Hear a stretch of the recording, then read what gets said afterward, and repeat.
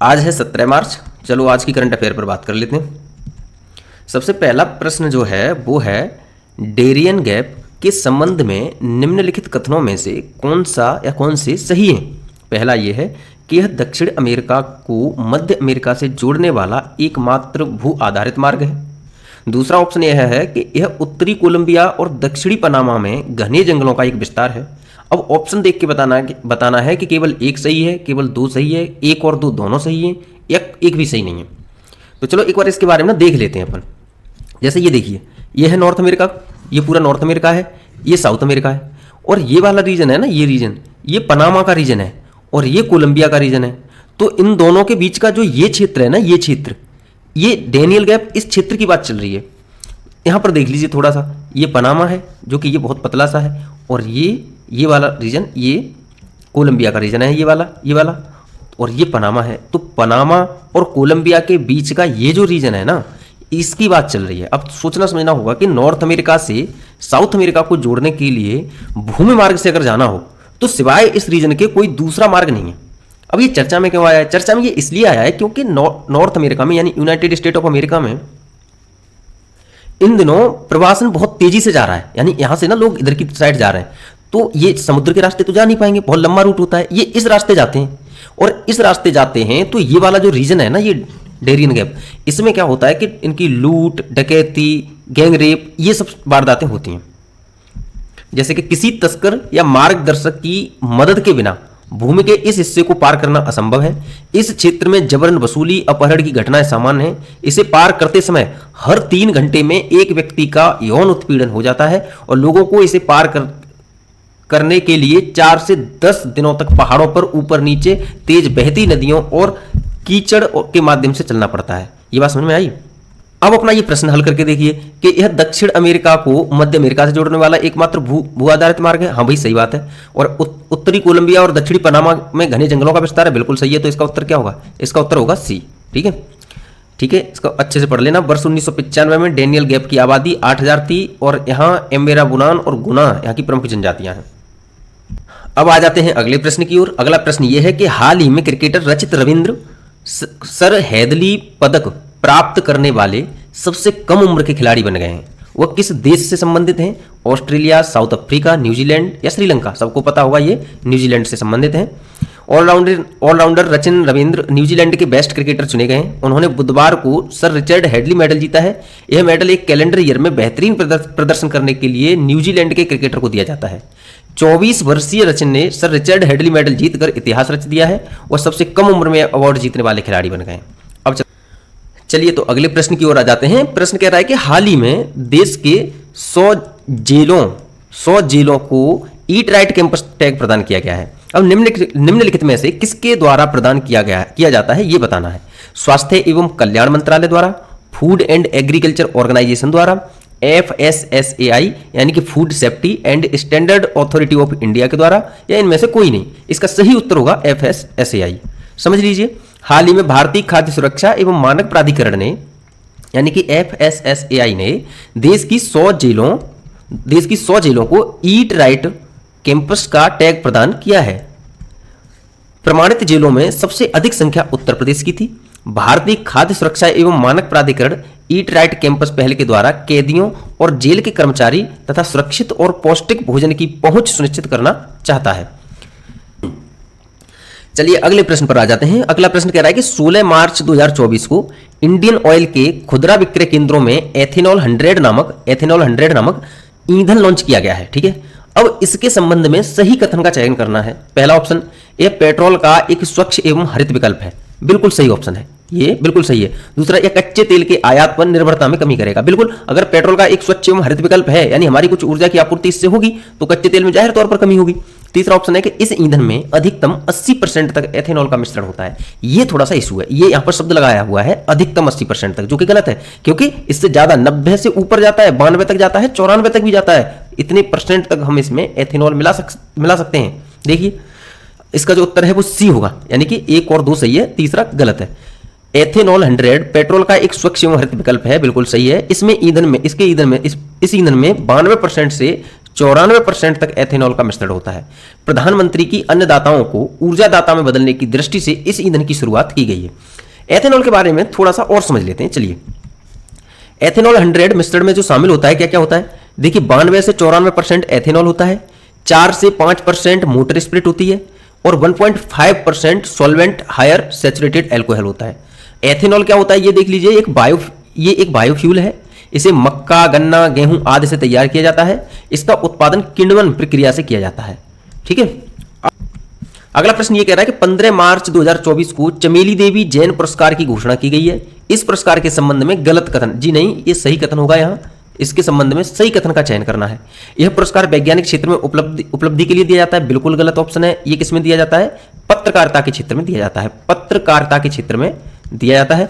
इस पुरस्कार की स्थापना सन 1980 में मीडिया फाउंडेशन के द्वारा की गई थी। सही ऑप्शन है। इस वर्ष का यह पुरस्कार ग्रीष्मा कुठार और रितिका चोपड़ा को दिया गया है। सही ऑप्शन है। अब अगर इसमें से सही ऑप्शन चुनने हैं तो कौन से होंगे? 2 और 3। 2 और 3 यानी कि बी ऑप्शन सही होगा। देख लेते हैं, बी ऑप्शन सही है हमारा। बाकी की ये एक्सप्लेनेशन पढ़ लीजिएगा। अगले प्रश्न की ओर चलते हैं। हाल ही में रणजी ट्रॉफी 2024 का खिताब किसने जीता है? हरियाणा ने, पंजाब ने, सर्विसेज ने या मुंबई ने? इसका सही उत्तर है मुंबई। जी हाँ, देख लीजिए, मुंबई ने 42वीं बार रणजी ट्रॉफी जीती है और 2023-24 के रणजी ट्रॉफी सीजन के फाइनल में इन्होंने विदर्भ को हराया है 169 रनों से। ओके, अगले प्रश्न की ओर चलते हैं। हाल ही में भारत के किस राज्य में कछुओं को जलवायु परिवर्तन के प्रतिकूल प्रभावों से बचाने के लिए जलवायु लचीली हैचरी का निर्माण किया गया है? ऑप्शन है केरल, उड़ीसा, आंध्र प्रदेश या तमिलनाडु। इसका उत्तर होगा तमिलनाडु। अब देखिए, तमिलनाडु में हैचरी का निर्माण तटीय बहाली मिशन के तहत किया जा रहा है। इसका मुख्य लक्ष्य समुद्री जीवन, विशेषकर ओलिव रिडले कछुओं की रक्षा के महत्व के बारे में मछुआरों और स्थानीय समुदायों में जागरूकता फैलाना और उन्हें सशक्त बनाना है। देखिए, एक चीज समझते चलना, ये जो शब्द आया है जलवायु परिवर्तन प्रभाव के लिए लचीली हैचरी, इसका मतलब क्या है? इसका मतलब ये है कि तमिलनाडु है, जो तमिलनाडु रीजन में आर्टिफिशियल रूप से इनके जो प्राकृतिक आवास हैं कछुओं के अंडों के, वहां से ला करके इनको आर्टिफिशियली यहां पर रखा जाएगा और अच्छा एनवायरनमेंट दिया जाएगा ताकि जलवायु परिवर्तन का जो प्रभाव इनके अंडों पर विपरीत रूप से पड़ता हो वो ना पड़े। साथ ही आपको एक बात और याद रख लेनी होगी कि मैंने ये जो फोटो लगाया है, इसमें ये वाला जो ये रीजन है, ये फोटो मैंने ओलिव रिडले कछुओं के लिए लगाया है, क्योंकि जो तमिलनाडु ने जो उठाया है कदम, वो विशेष तौर पर ओलिव रिडले कछुओं की रक्षा के लिए ही उठाया है। तो ये कौन सा रीजन है, हम थोड़ा सा समझ लेते हैं एक बार। चलिए, अब ओलिव रिडले कछुओं के बारे में समझ लेते हैं। इनका जो IUCN स्टैंडर्ड है ना, वो ये एंडेंजर्ड कैटेगरी में आते हैं और साइट्स की ये परसिस्ट 1 में आते हैं। देखो, IUCN की कैटेगरी पढ़ लेना, साइट्स की जो कैटेगरी है वो सारी पढ़ लेना, और भारतीय वन्यजीव संरक्षण अधिनियम की जो 5 कैटेगरी है वो भी पढ़ लेना। ठीक है, ये भारतीय वन्यजीव संरक्षण अधिनियम 1972 की अनुसूची 1 में आते हैं। अब बात आगे कह रहा है कि जो ओलिव रिडले कछुए समुद्री कछुए की एक प्रजाति है, ये दुनिया का दूसरा सबसे छोटा समुद्री जीव है और ये ना संकटग्रस्त है, यानी एंडेंजर्ड है। ओलिव रिडले हर साल जाड़ों में उड़ीसा के तट पर अंडे देने आते हैं और गर्मियों में लौट जाते हैं। यह गहिर माथा तट, जो कि भीतरकनिका वन्यजीव अभ्यारण्य के अंतर्गत आता है, मैंने इसी क्षेत्र का इसीलिए ये वर्णन किया था। इनका क्या है कि देखो, कछुओं के लिए ना एक बेहतर प्लेस होना चाहिए जहां पर ये अंडे दे सकें और इनके अंडे ना संरक्षित रह सकें। तो इसके लिए इन्होंने एक अच्छी सी प्लेस ढूंढ रखी है भारत में, गहिर माथा तट, और इस जगह पर ये हर साल सर्दियों में आते हैं और गर्मियों में चले जाते हैं। जब यहाँ से ये जो अंडे दे जाते हैं, इन अंडों से बच्चे निकलते हैं, बच्चे निकल के समुद्र की तरफ चले जाते हैं हजारों किलोमीटर दूर तक। और जब ये बच्चे कम से कम 30 साल के बाद, जब ये बच्चे अंडे देने के लिए तैयार होते हैं, तो ये बच्चे भी 30 साल के बाद पुनः इसी स्थान पर आते हैं और अंडे देते हैं और चले जाते हैं। अब बढ़ लेते हैं अगले प्रश्न की ओर। अगला प्रश्न यह है कि हाल ही में मानव रहित हाइब्रिड वाहन का प्रोटोटाइप किस संस्थान के द्वारा तैयार किया गया है? मानव रहित तो IIT Jodhpur, IIT Kanpur, IISc Bangalore या IIT गुवाहाटी। तो जो इसका सही उत्तर है वो है IIT जोधपुर। देख लीजिए, इस हाइब्रिड वाहन को विकसित करने का प्रमुख उद्देश्य बचाव के कार्य को आसान बनाना व ऑयल फील्ड में रिसाव होने पर उसका पता लगाना है। इस वाहन को कंट्रोल करने के लिए रिमोट कंट्रोल ट्रांसमिशन का प्रयोग किया जाता है और हाइब्रिड वाहन जमीन, वायु, पानी और पानी के नीचे भी चलने में सक्षम होते हैं। अब अगले प्रश्न पर आ जाते हैं। विमान और मिसाइल को रोकने के लिए हाल ही में बेहद उन्नत हथियार laser directed energy weapon dragon fire शक्ति किसके द्वारा लॉन्च किया गया है? तो ये भारत के द्वारा, ब्रिटेन के द्वारा, अमेरिका के द्वारा या रूस के द्वारा? देखिए ये एक लेजर वेपन है जो कि ब्रिटेन के द्वारा इसकी वीडियो जारी करके बताई गई थी कि हमने इस प्रकार का एक वेपन बना लिया है। ये क्या होता है कि एक छोटा सा वो होगा लेजर, और यहां से ना ये एक बड़े विमान जो चाहे तो समुद्र में चल रहा हो और चाहे ये हवा में हो, इस लेजर से इसको शूट कर देते हैं। और पता है ये गोली टाइप से ये डॉट डॉट गोली नहीं जाती है यहाँ पे, ये लेजर तो आपको पता होगा, ये लेजर इस तरीके से शूट करता है कि हमें पता होता है कि हम किस जगह पर अपना निशाना लगा रहे हैं। हाल ही में ब्रिटेन ने dragon fire laser directed energy weapon का सफल परीक्षण कर लिया है। ड्रैगन फायर 1 रुपए के सिक्के से भी छोटी चीज को भेदने में सक्षम है। इसकी एक्यूरेसी ये है कि 1 रुपए से छोटे सिक्के को भी भेदने में सक्षम है। ड्रैगन फायर एक अत्याधुनिक और लागत प्रभावशील हथियार है।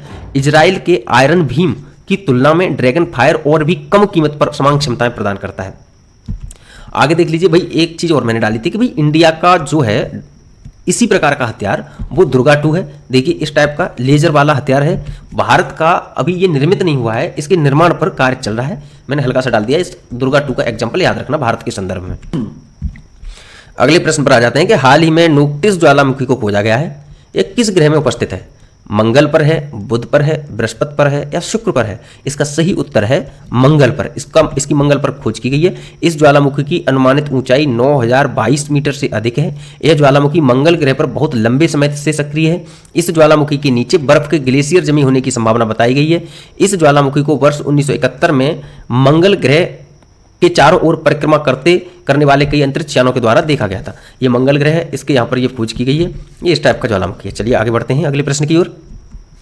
आज का जो क्वेश्चन ऑफ द डे है वो ये है कि हाल ही में किस देश में दुनिया की पहली 3D प्रिंटेड मस्जिद का निर्माण किया गया है? हमारी पिछली क्लास का ही प्रश्न है, सभी लोग आंसर दीजिए, जितना हो सके इसका सही आंसर देने का प्रयास करना कि इनमें से कौन सा सही है। प्रीवियस क्वेश्चन को और देख लीजिए, जो कल वाला प्रश्न था कि हाल ही में किस राज्य सरकार ने नींगल नालामा योजना की शुरुआत की है? तो इसका उत्तर होगा तमिलनाडु। इसी के साथ ना आज की क्लास खत्म करते हैं, लेकिन मेरी ना आप लोगों से एक रिक्वेस्ट है, थोड़ा सा 1 सेकंड के लिए रुक जाइए बस। रिक्वेस्ट ये है कि देखिए, अगर आप हमारी वीडियो देखते हैं और आपको अच्छी लगती हैं या आप न्यू हैं और आपको लगता है कि हाँ वीडियो अच्छी है और हम अच्छा कंटेंट दे रहे हैं, तो आप एक काम करिए कि हमारे चैनल को ना सब्सक्राइब कर लीजिए। इससे मुझे ना बहुत मोटिवेशन मिलेगा, क्योंकि लगभग 76% लोग ऐसे हैं जो वीडियो देखते हैं, हर रोज़ देखते हैं, लेकिन वो ना सब्सक्राइब नहीं करते। मैं चाहता हूँ आप लोग सब्सक्राइब करें ताकि मुझे थोड़ा सा मोटिवेशन मिले और मैं आपके लिए ना बेहतर से बेहतर कंटेंट बना के लाऊँ। Okay, thank you so much.